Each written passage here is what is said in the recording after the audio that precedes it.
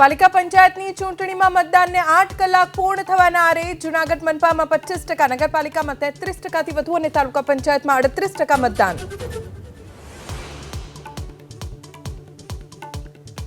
છોટાઉદેપુરમાં બસપા અને ભાજપના સમર્થકો વચ્ચે બોલાચાલી. બસપાના મહિલા સમર્થક અસભ્ય ભાષાનો પ્રયોગ કરતા ભાજપ સમર્થકો સાથે બબાલ.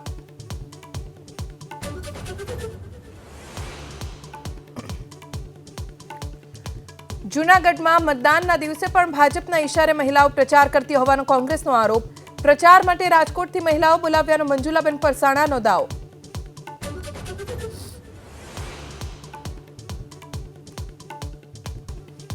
ભાવનગરમાં સિહોર જીઆઈડીસી 1માં સળિયા બનાવતી કંપનીના રોલિંગ મિલમાં બ્લાસ્ટ. 4 શ્રમિક દાઝી જતા ખસેડાયા હોસ્પિટલ.